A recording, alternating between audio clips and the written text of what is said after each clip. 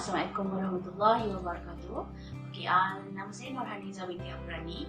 Hari ini saya akan membincangkan berkenaan dengan topik salah satu gangguan tingkah laku di dalam DSM-5. Okey, saya akan membincangkan topik iaitu Narcissistic Personality Disorder. Okey, sebelum ni saya memang tidak mengetahui langsung berkenaan dengan gangguan tingkah laku ni, tapi apabila dalam kelas DSM-5 saya mengetahui sedikit berkenaan dengan penyakit ni.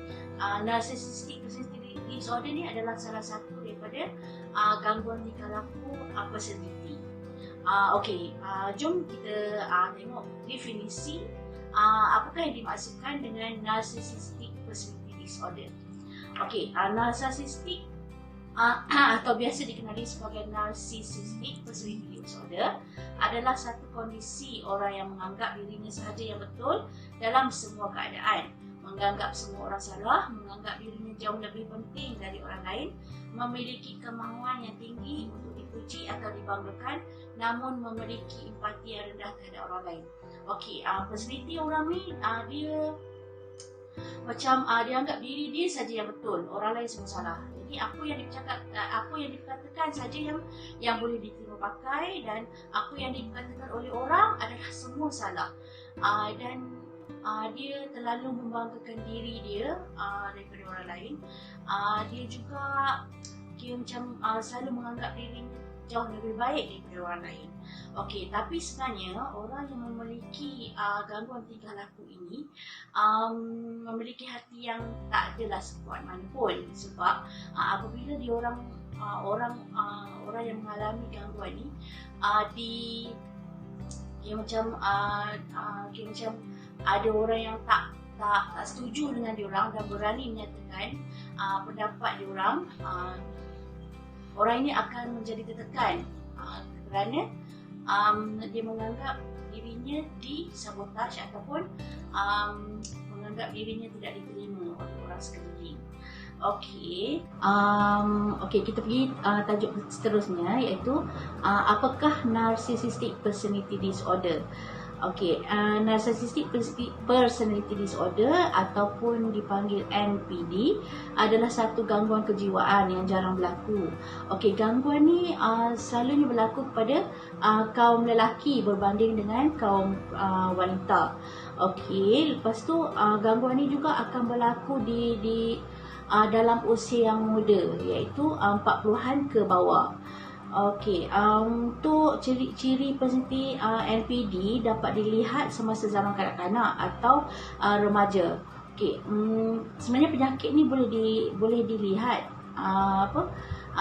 berlaku dari zaman kanak-kanak atau remaja lagi, tapi disebabkan mungkin ibu bapa berjumpa dengan doktor dan menerima rawatan, jadi penyakit ni boleh disembuhkan. Okey, selepas tu kita pergi tengok pula berkenaan dengan tanda-tanda ataupun gejala penyakit NPD. Okey, untuk ciri-ciri gejala NPD, seseorang yang mempunyai NPD dia sering menilai diri sendiri terlalu tinggi, terlalu bagus, baik dibandingkan daripada orang lain, menganggap diri sebagai ketua tanpa adanya pencapaian bagus, melebih-lebihkan pencapaian dan bakat diri, meyakini diri sendiri sebagai seorang yang boleh memimpin, dan yakin bahawa hanya orang-orang yang istimewa seperti dirinya saja yang akan memahami hal tersebut.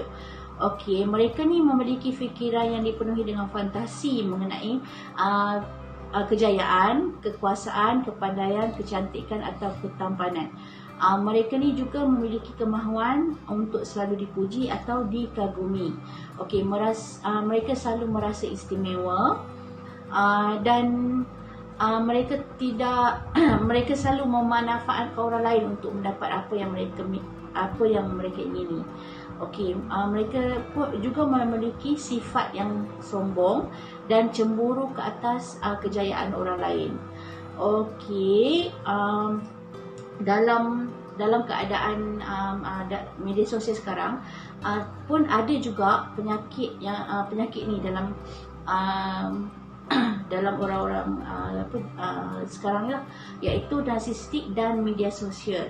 Okey, sebenarnya dah banyak kajian psikologi yang cuba meneroka berkenaan dengan peningkatan narsistik dengan penggunaan media sosial. Ni kita boleh tengok dari segi macam orang selalu ambil gambar sendiri, lepas tu dan post gambar dia orang dekat media sosial, macam perasan dekat gambar tu cantik, lawa, comel. Itu pun boleh dianggap boleh menjadi salah satu simptom untuk mengidap penyakit narsistik personality disorder, iaitu NPD. Okey. Selepas tu kita boleh tengok apa penyebab sebenarnya penyakit NPD ni. Apa yang menyebabkan mereka pesakit-pesakit ni mengalami NPD. Okey, sebenarnya sehingga sekarang gangguan tingkah laku ni belum dapat diketahui. Menurut Sigmund Freud juga, seseorang yang memiliki penyakit ni dia mempunyai perkembangan yang normal dari satu individu, kerana sifat ini dapat membentuk personaliti diri seseorang dan membantu dalam menetapkan tujuan dalam hidupnya. Okey, Sigmund Freud ni berkata seseorang tu apabila dia memiliki tujuan hidup, dia akan dia macam seseorang ni dia boleh nampak tujuan hidup dia. Jadi kenapa berlakunya NPD ni pun sebenarnya belum diketahui apa penyebab dia. Okey, terdapat beberapa cara untuk kita menghadapi orang yang memiliki NPD ni. Okey, salah satunya adalah kita mengalih perhatian mereka ke topik lain. Okey, sebagai contoh, apabila kita semasa bercakap dengan orang-orang ni, kita tahu mereka akan akan selalu nak menang, tak nak kalah dalam perbincangan, dalam apa-apa perbincangan, dan mereka selalu membanggakan diri. Okey, jadi kita seharusnya bijak untuk mengalih topik lain, iaitu macam contohnya kita berbicara dengan berkenaan dengan situasi semasa pasal COVID ke kan. Jadi jangan membiarkan mereka hanyut dalam perbualan mereka yang itulah macam yang suka membanggakan diri, macam mereka akan bercerita berkenaan bermegah-megah dengan diri mereka. Okey, seterusnya kita seharusnya tetap positif apabila berbicara dengan orang yang memiliki NPD ni. Okey, sebagai contoh, macam apa-apa isu pun kita perlu positif. Jangan tiba-tiba macam melenting. Yang tu lagi akan menghangatkan keadaan lah. Sebab orang yang memiliki NPD ni mereka tidak mahu mengalah. Okey, yang seterusnya jangan mengganggu personalitinya. Okey, kalau macam ni maksud dia, okey, sekiranya kita memiliki pasangan yang memiliki NPD, tingkah laku NPD ni, kita seharusnya tak mengganggulah personaliti dia, dan macam jangan buat mereka benci kepada kita disebabkan kita tidak setuju dengan apa pandangan dan pendapat yang diberikan. Okey, yang keempat, hadapi orang yang memiliki NPD ni dengan sifat humor, iaitu macam kita buat lawak. Kita selalu macam kalau bercakap pun kita selalu buat lawak dengan dia. Jadi jangan terlalu serius, dan jangan ambil serius sangat apa yang mereka bicarakan lah.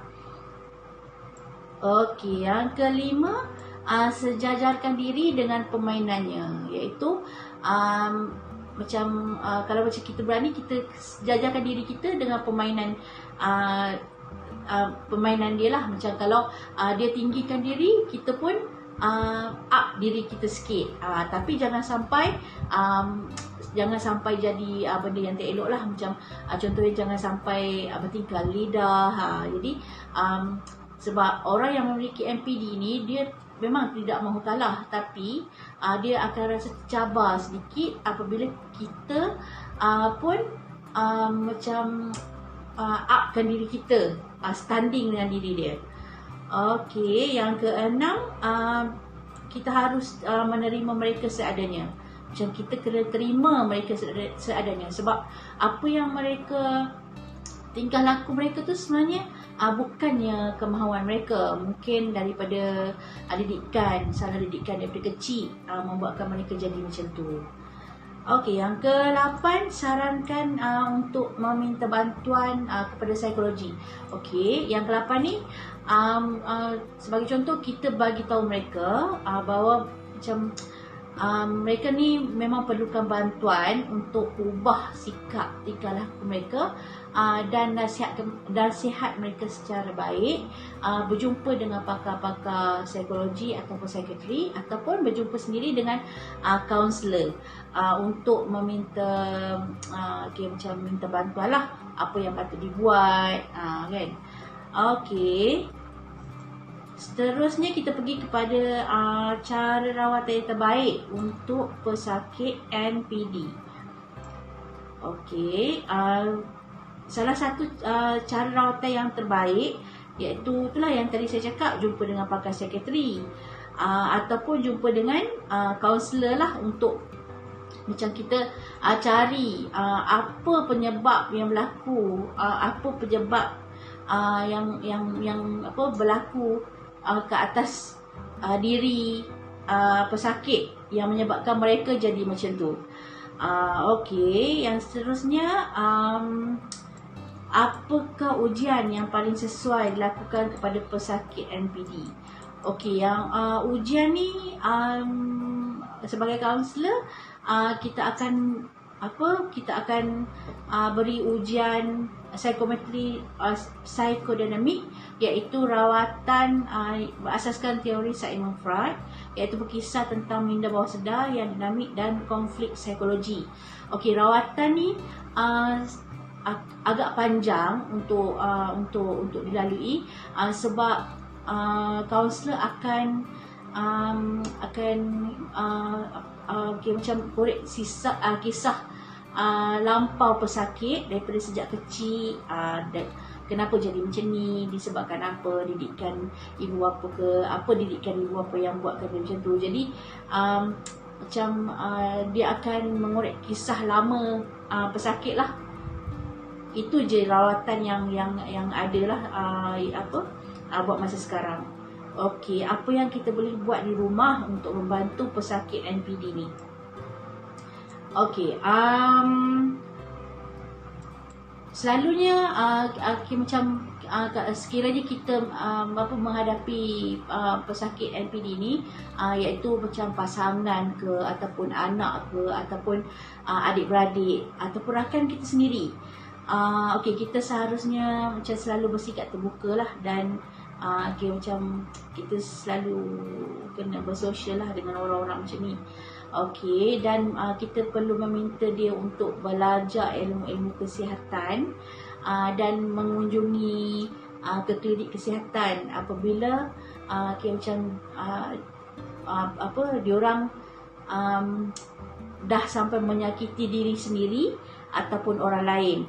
Okey, lagi satu, kita minta diorang untuk cuba mengurangi stres diorang dengan bermeditasi ataupun mengamalkan yoga. Okey, itu saja perkongsian saya berkenaan dengan pesakit narcissistic personality disorder.